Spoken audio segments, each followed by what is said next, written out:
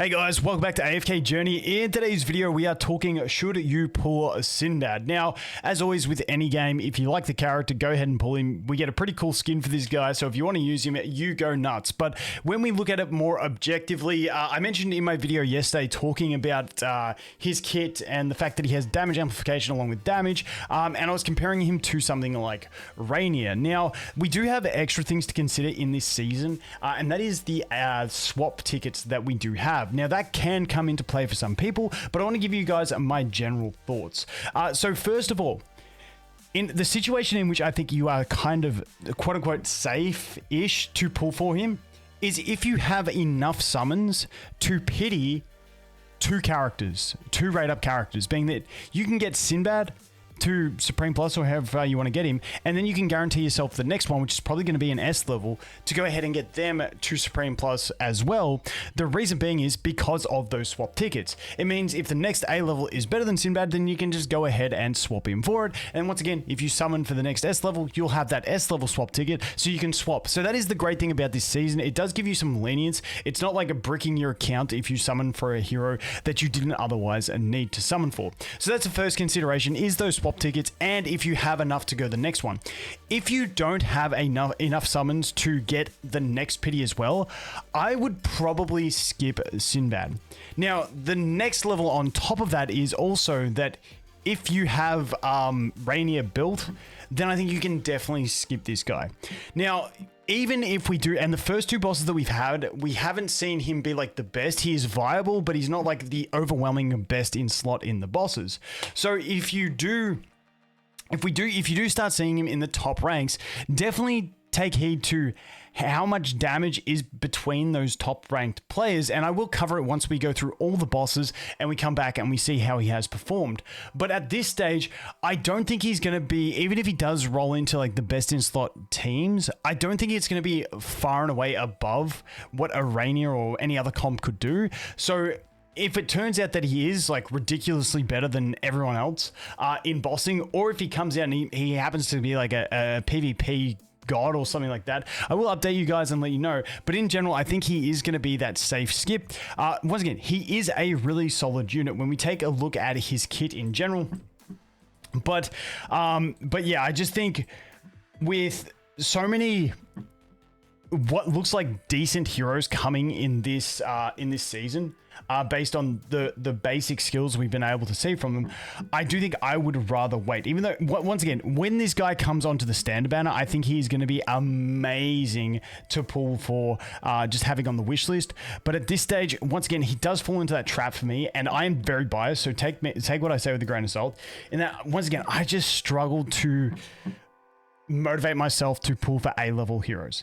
That is that one. Now that's talking about the investment. Do I think one copy is worth it? I honestly do not at this stage. If you're on a brand new account, getting one copy of him could help you with bossing on the way through, but in general, I think one copy is not going to have the wood on an account that already has some decently built heroes. If you look at this is my test server account, and with this account, I cannot get him doing good damage for it. Like, I can't get him into a team and make him do good damage. The problem is that he is a light bearer, and we don't have a light bearer meta, meaning that as opposed to someone like Rainier, you are not getting your faction bonuses, and without the faction bonuses, you're losing so much extra stats that is really crippling your damage. Now that's a whole nother aspect whether the bonuses are a good thing or not, but the fact remains that because he's a light bearer, unless we hit a light bearer meta, which, hey, who knows? Maybe we do when Sonya comes in, and away we go.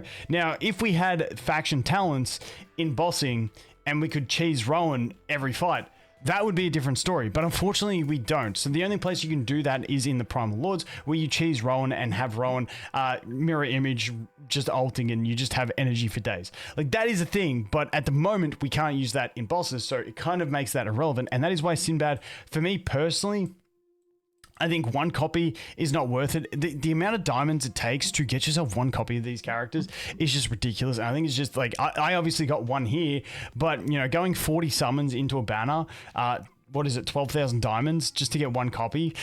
He's not up there with Mikola. Mikola was super impactful at one copy, and she was like one of those must pull one copy ones in my opinion. She was fantastic to get the one copy.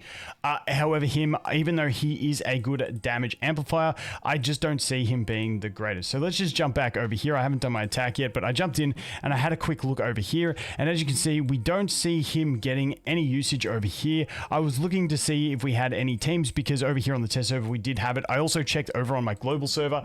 I didn't see him in any teams with any sort of usage. Let's go ahead and filter, see if we can see anything for him. Now, once again, this is on the test server. Where is my Sinbad? There he is. Okay. Yeah, so as you can see, he is not seeing any usage today.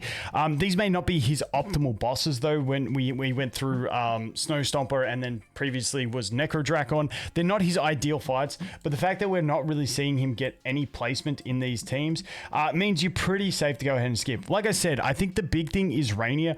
And I know tons of people already have him built. And if you already have that Rainier built, I just think it negates the need for him altogether. Now, I don't think he's only going to be like Rainier or him. Yes, that you might get teams with both of them. Yes, we might have situations in which one's mechanics works better. But at the end of the day, if you've already done that investment, I think going deep into this guy is a bit of a bad take. Now, once again, I still have not had confirmation. I've asked the question. If I do find out the information, I will let you guys know.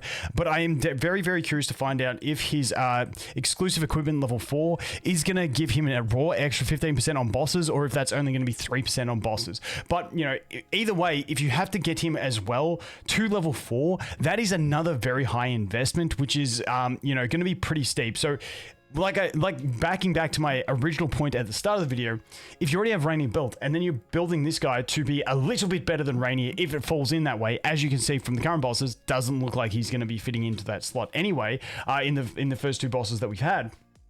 But even if he was better, you've then got to go all the way, dump all those summons into your hero, then go ahead and get them to level 4 exclusive equipment, which I think this is just nuts, having to go this far to make him that useful. So having to dump all those summons and then all those temporal essences into this guy just to be a little bit better, like I said, I just don't think it's worth it. For me, even if I was like a medium spender and I had Rainier built, I wouldn't be considering this guy, even if he did turn out to be a little bit better, just because it's just too much investment and I'd rather just save it for something else. But once again, I will keep you guys updated on bossing. At the moment, like I said, it's looking like he is viable. So if you are someone that wants to summon him, he's not a bad hero. He is actually really decent. Like I said, on the Pioneer, on some of the other bosses, he was performing really well. So we will continue to track that and see how he goes. But in general, I just think safe skip. But once again, there is that caveat that we do have the A level swap. So if you do go ahead and pull this guy, you will still be able to swap him for another A level, whether it be Bonnie or something like that. Luke is probably going to be A level. I can't remember. I didn't know how to check the hero page when I checked out Luca. So I do think he will be an A level as well. So we do have those ones to wait and see how they are and how they perform. And so if you do want to swap, you can go ahead and swap for them. But like I said, at this point, I do think he is a safe skip. And I'll update you guys if anything on that does change. But nonetheless, really cool character. So if you do want to go for him, go nuts. He's, like I said, I really love his outfit as well. I think he looks absolutely savage with the captain's outfit. But that is Luca. That is my thoughts on him. Like I said, doing okay in bosses so far, but nothing crazy that makes him a must pull. And I'll update you guys if anything changes. But as always, guys, thanks for watching. Hope you have an awesome day, and I look forward to seeing you in the next one. Cheers.